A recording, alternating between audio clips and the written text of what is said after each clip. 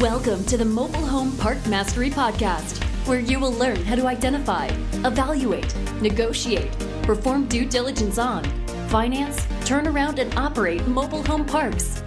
And now, here is your host, the fifth largest mobile home park owner in the United States, Frank Rolfe.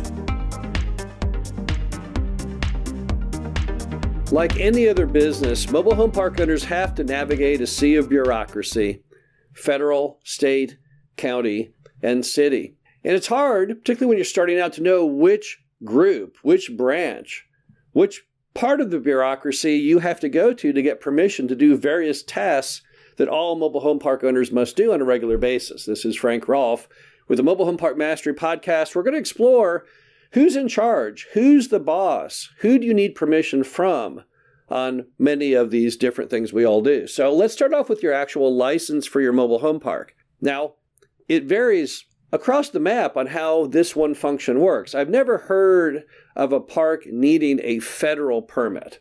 So most of the federal government's relationship with mobile home parks seems to center around HUD seals, fair housing, those type of issues. But personally, I've not heard of a federal mobile home park permit. Not to say that you don't need one. I can't guarantee that. I don't know the rules of every spot in America, but normally that's not who you go to. So then who else do you go to? Well, states often have a state permitting process. So if you're in a state with a state license, you'll have to get a license from your state. So in due diligence, you'll go to the state and say, "Hi, am I required to have any kind of license or permit to operate my mobile home park?" And they may say, "Oh yeah, you do. We have an annual license and it's due on this date." And of course, you'll check to make sure that it's currently fine, it's not come up and not been renewed. So the state level, that's one person you look to for your annual permit or license.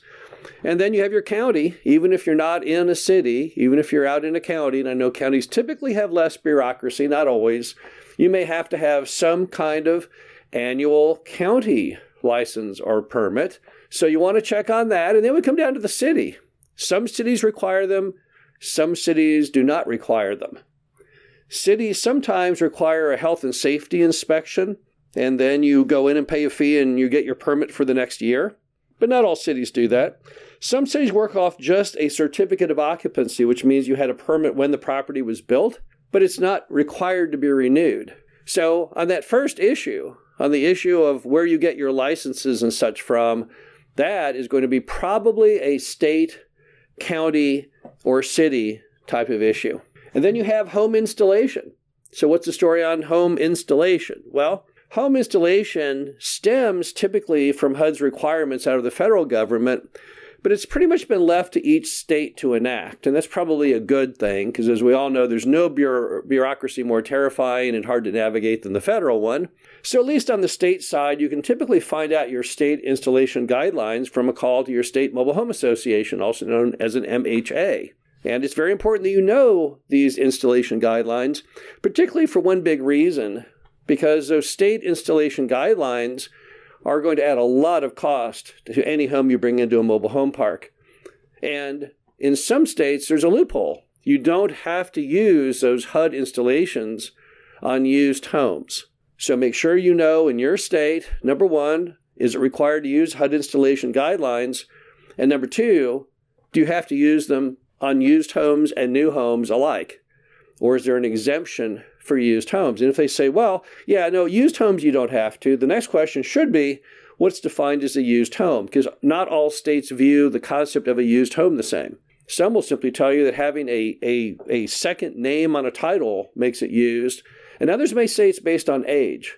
So it's very important for you to understand those installation requirements, because those may very much change the type of home you bring into your park and could have a huge impact on the price point of those homes that you bring in.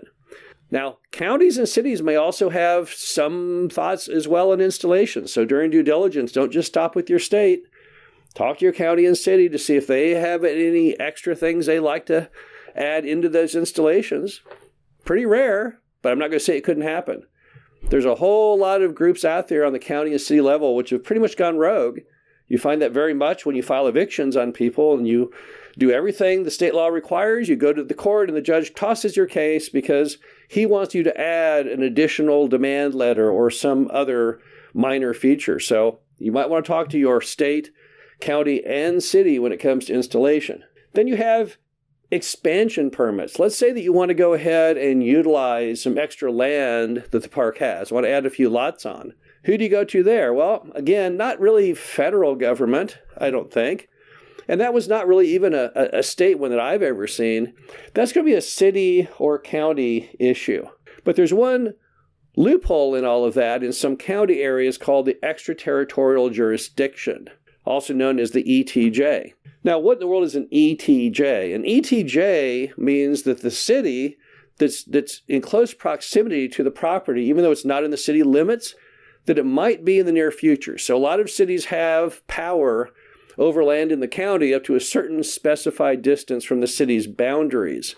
They do that because in fast-growing areas, as the city annexes the land, they want to have some degree of over control, right? If you were a county and you bordered on the edge of a nice suburb and you gave someone a permit to put in a topless bar, more than likely the city wouldn't like that because they see the future growth in that area as being this high-end residential product.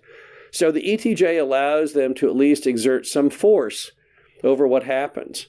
So when you're going to build an expansion, you need to talk to the county, but you also may need to talk to the city or at least verify with the county officials that there is no ETJ that you have to contend with.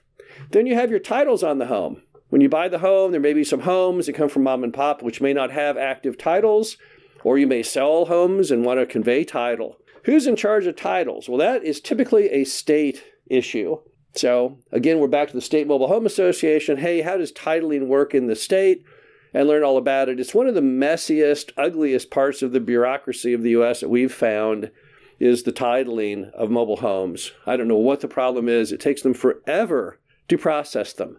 I once bought a used mobile home at a tax sale in Illinois, and part of the sale promised you would have title within 3 months. It took more like over a year to get it done. They have a real huge backlog and efficiency issue in many states regarding titles.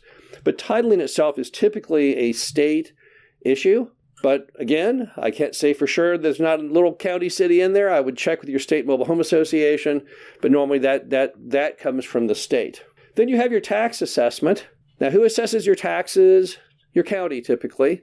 So you'll need to go to the county on tax assessment. That's not really a federal or state issue, but it's a very important one because in some areas with high tax rates, the amount they value your mobile home park at could have a huge impact if you buy it and there's a huge increase in that. So that's going to be typically a county tax assessor. You should, in due diligence, go to the tax assessor and say, hey, if I bought a commercial property at this price, what would my annual tax typically be?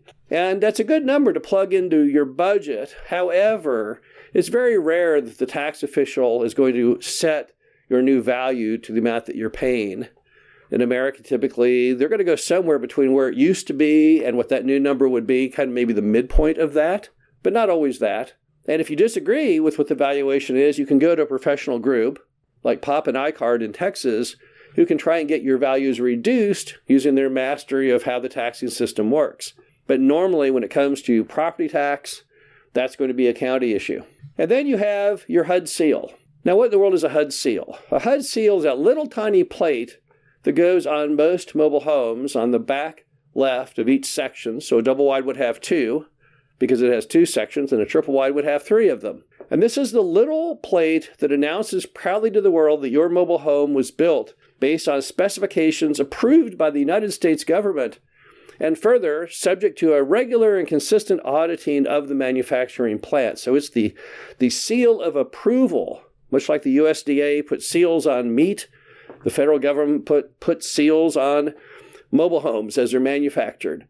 And the problem with the HUD seal is if you don't have one on the mobile home, most cities and some counties will not allow you to bring it into that mobile home park.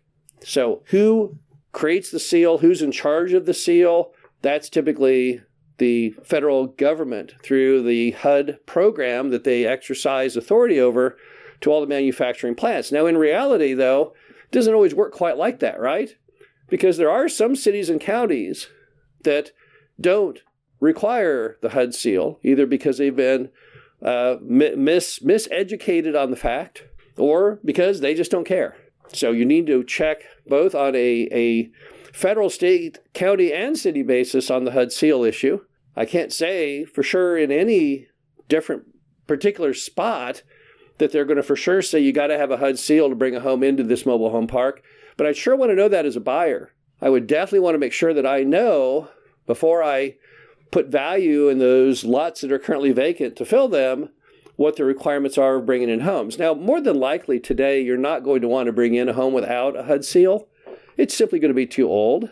They started putting the seals on in 1976, so I don't know why you'd want one older that doesn't have a seal. But another issue that can pop up is when you have homes which are new, but people have ripped the seal off. That's unfortunately a bit of reality that violates the theory of the folks at HUD because they just put those seals on with 4 little screws. If you've got an old used home without a seal, in the middle of the night, someone would go over and take the seal off the new home and then screw it onto their old home, and it would probably pass muster because most of the people who do the inspections don't know the difference between a pre-HUD home and a post-HUD home. And then it would fall back on what your state, county, and city regulations are on those HUD seals and how to replace them. Most states, if you have a title showing the home was built after 1976, there's a methodology to get, ultimately, a new HUD seal or new permission proving the home was manufactured in accordance with HUD. But it can be very tricky. The bottom line is, like most things in America, we're drowning in bureaucracy. Maybe it will improve over time. We all hope that it will.